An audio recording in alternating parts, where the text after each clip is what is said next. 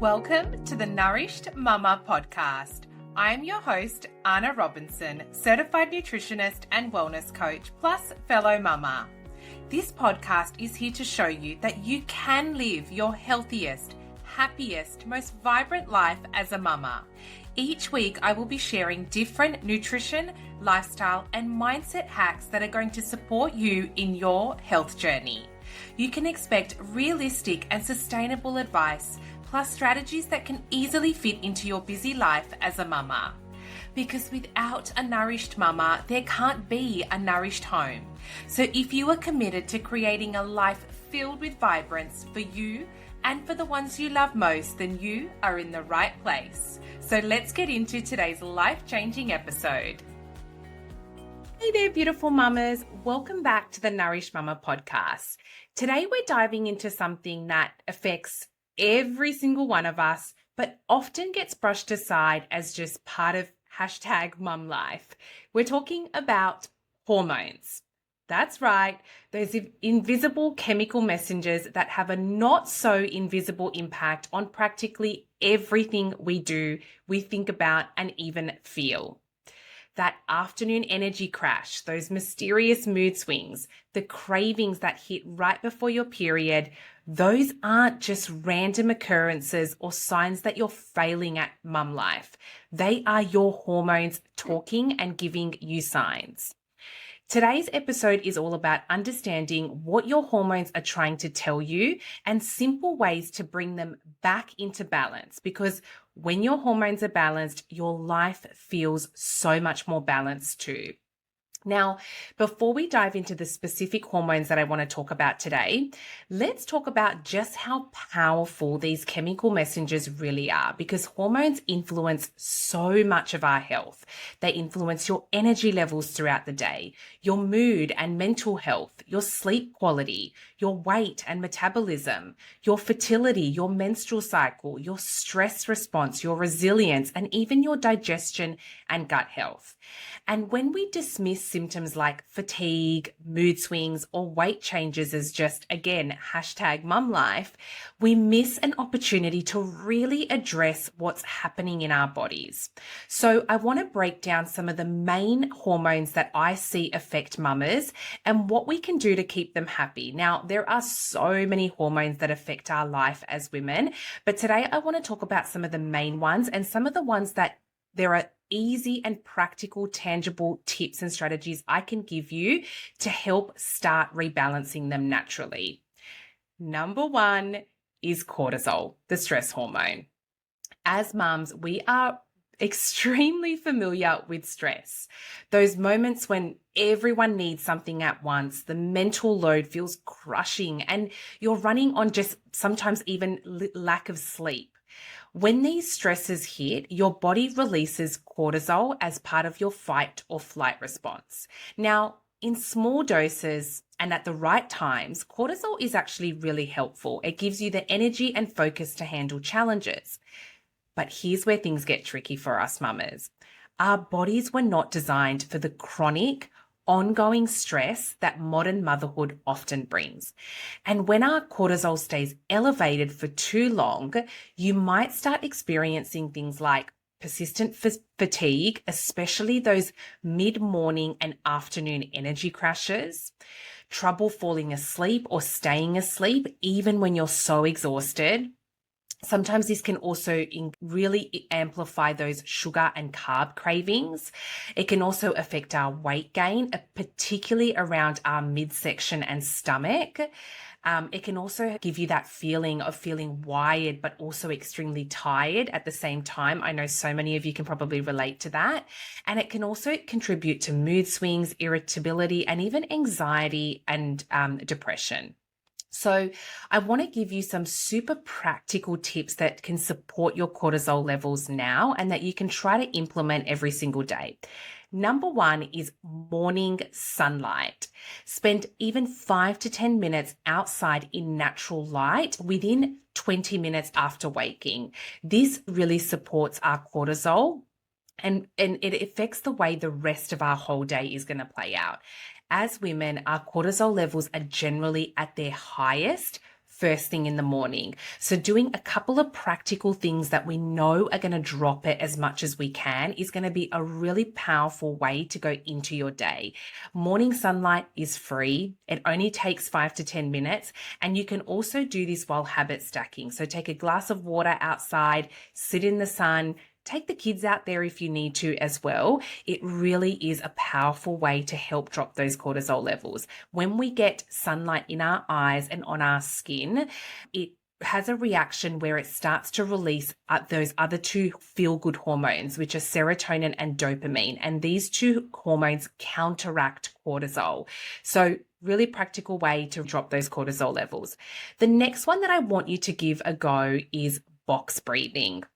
So when you feel stressed, try this simple breathing technique.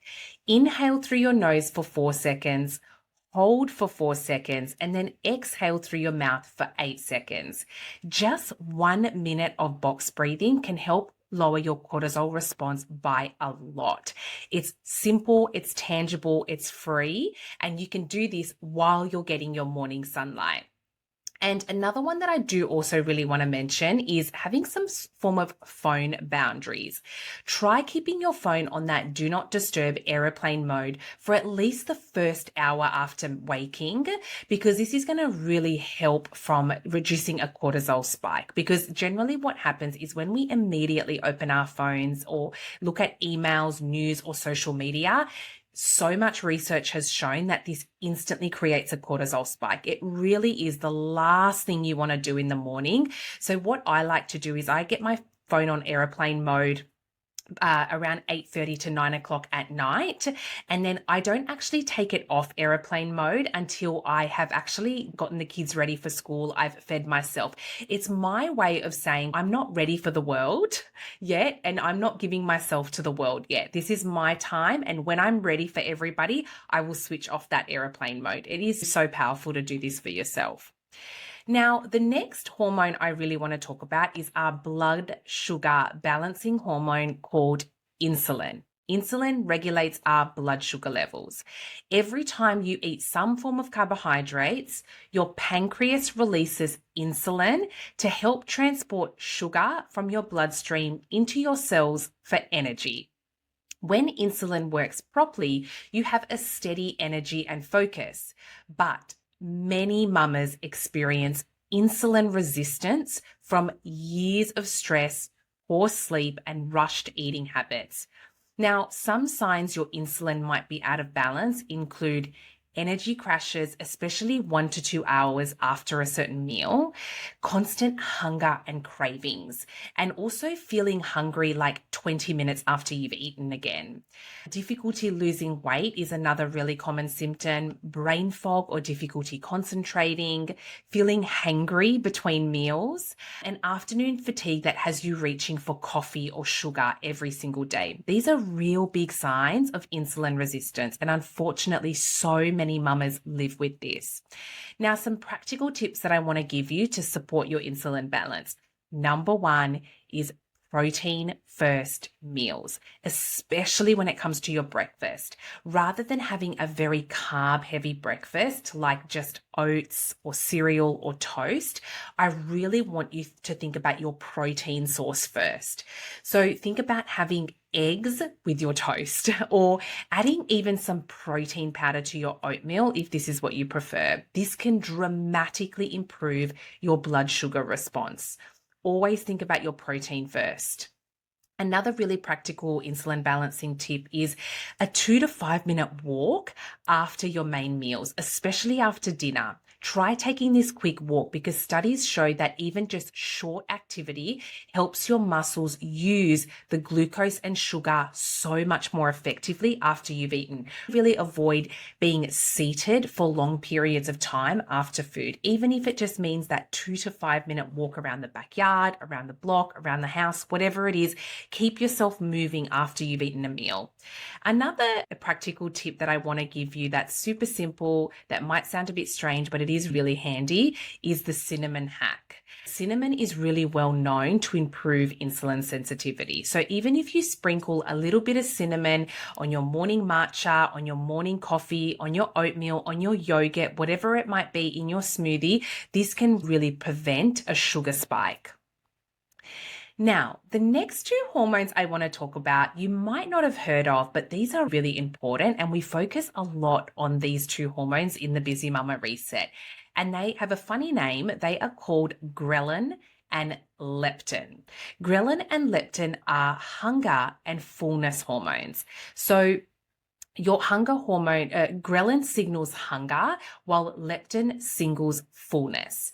These hormones need to work together to keep your appetite regulated, but unfortunately, modern life often throws them out of balance. So many mamas I work with have lost their ability to tap into these two hunger and fullness hormones. And this comes from years and years of eating on the go, not eating mindfully, eating while you're thinking about a million things at once, the bills, the 100 school emails, the washing, and everything else on our to-do list. Some real big signals of these hormones being dysregulated, or symptoms that you might find, and these are huge signs that these hormones are dysregulated, is feeling hungry even after you've eaten a full meal. And then you end up overeating and getting bloated later on, never actually feeling properly satisfied, intense cravings, especially at nighttime, or eating past the point of fullness, emotional eating patterns and a really damaged relationship with food, and constant snacking without really feeling that hungry.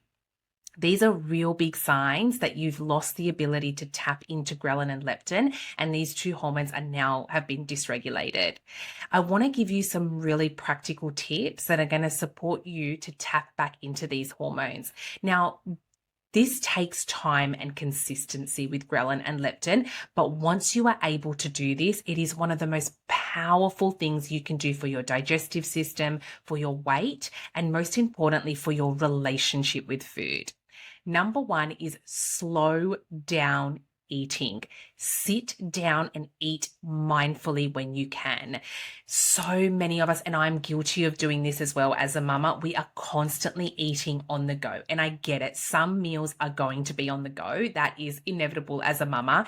But when you can, give yourself that 20 minutes to just sit down and eat your meal mindfully. You are either way going to be so much more practical if you just let yourself sit down and eat your meal. Now, what happens is it generally takes about 15 to 20 minutes for your leptin signals to register. So try putting your fork down when you're starting to feel somewhat full or between bites, and you will start to notice that when you've slowed down, you allow yourself to really understand your fullness. This is when you can really tap back into that fullness cue and avoid overeating. Now, this doesn't mean that you need to eat small portions of food. It's about just tapping into what is right for your body. The next tip I really want to give you when it comes to these two hormones is sleep priority. Even one night of poor sleep can increase ghrelin by up to 15%. This is your hunger hormone. Our ghrelin levels really start to regulate themselves and rebalance themselves while we sleep, which is really mind-blowing and interesting. But we really need to get a good night's sleep in order to really tap into ghrelin and not overeat and feel hangry throughout the day. So try and aim for consistent sleep times. Even if the total hours aren't perfect and you're being woken up at night, aim to go to bed at the same time and wake up at the same time. This is really going to support your ghrelin levels. The other thing I want to mention is protein and fiber pairing. Combine protein and fiber at every meal to naturally regulate both those hormones.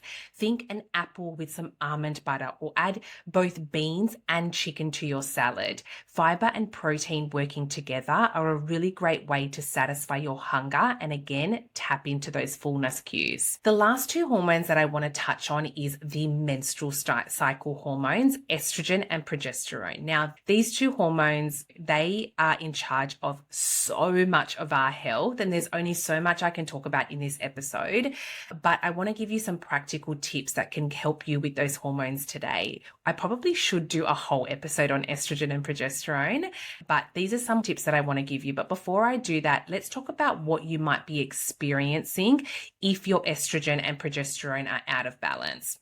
Number one is PMS symptoms like mood swings, bloating, and headaches, but generally getting these throughout your whole cycle as well. You might experience heavy, painful, or irregular periods. You might get mid-cycle spotting, breast tenderness, sleep disturbances that vary throughout your cycle, fertility challenges, and even perimenopausal symptoms in your 30s. We are seeing the age of perimenopause and menopause dropping dramatically over the decades.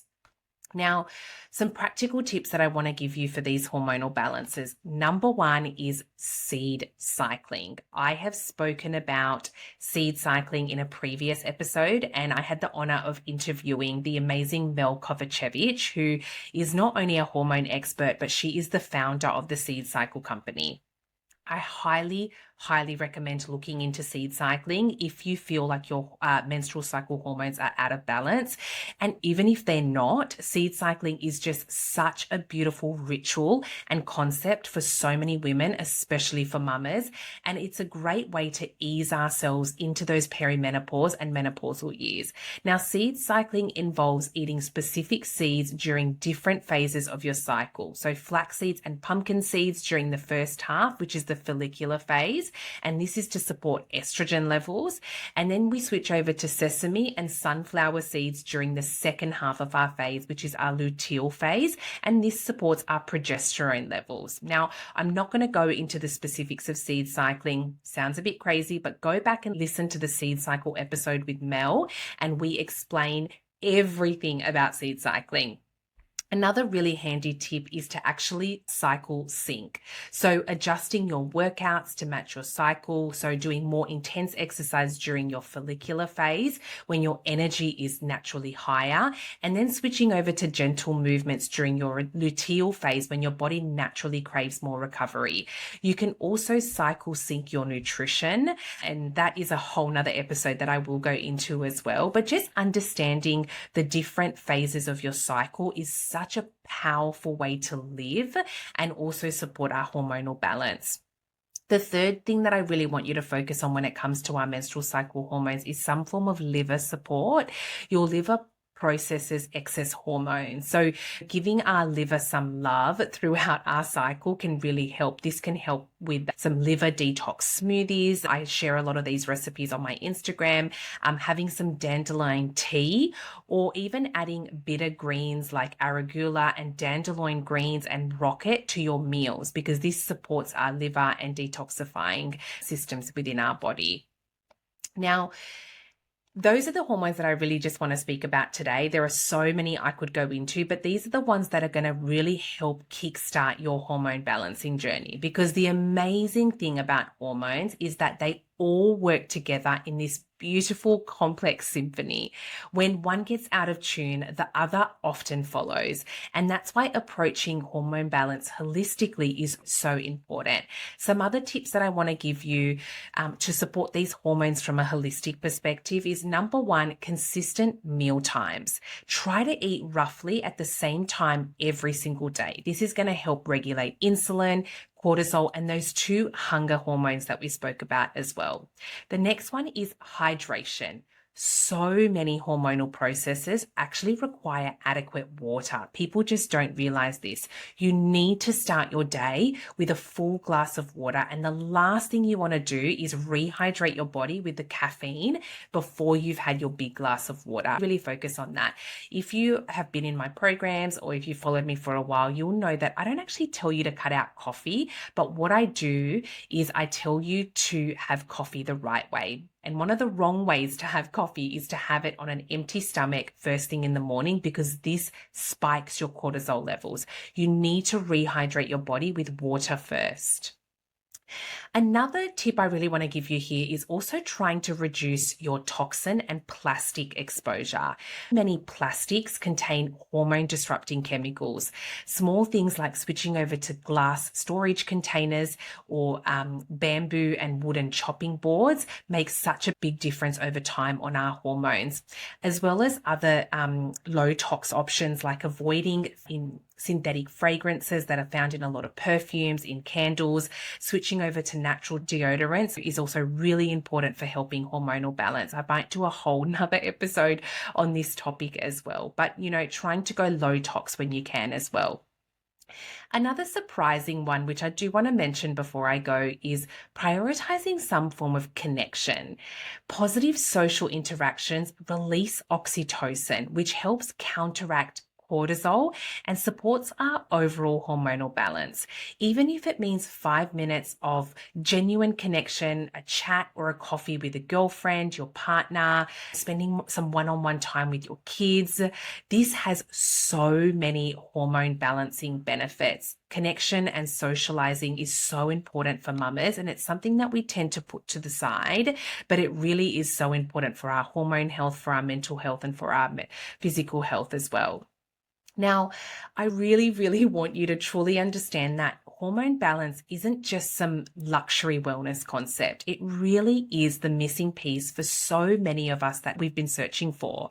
When you balance your hormones, you aren't just addressing isolated symptoms, you're transforming your entire life experience. Those mood swings that make you feel like you're failing your family, or that exhaustion that has you wondering how other mums do it all, that brain fog that makes you feel like you've lost your mind since having kids, these aren't character flaws or inevitable parts of motherhood. These are signs your body is crying out for hormonal harmony. I've seen it time and time again with mamas that I work with. Once hormone balance is restored, suddenly sleep improves, energy stabilizes, patience returns, creativity flows, and that joy of motherhood that seemed lost really begins to resurface. Weight that wouldn't budge starts to release, your skin clears up, your hair stops falling out, and even that intimate connection with your partner often rekindles too. Please don't let anyone, including yourself, dismiss your symptoms as just #mum life or just getting older. Your body is wise, and these signals really deserve attention because you deserve to feel vibrant, clear-headed, and emotionally resilient, not just surviving, truly thriving in this beautiful, challenging journey of motherhood. Remember, mama, your symptoms aren't just in your head or simply the price of motherhood. They're valuable information from your body that really deserves attention and care. And the thing is, you don't actually need to make massive changes all at once. Start with just 1 or 2 practical tips I've spoken about that resonate with you. Small, consistent steps is what leads to big shifts in how you feel. Now, I know I've repeated myself multiple times, but this really is to show you that these symptoms are not just normal parts of motherhood. Again, they are your body screaming for help, and it is so much easier and simpler than you think to support these areas of your life. Thank you so much for tuning in today. I hope this episode has supported you and resonated with you and given you some practical, tangible tips you can take away today, because that's exactly what we are about here at the Nourished Mama podcast. If you found this helpful and you want to share it with a fellow mama who would also benefit, I would love for you to link this over to her, or let me know down in the show notes what you've taken away from this. I hope you have a beautiful day, and I can't wait to chat with you again next week. Thank you so much for joining me today. I hope this conversation has inspired you to live your healthiest, happiest life. Don't forget to subscribe and tune in next week. Bye for now.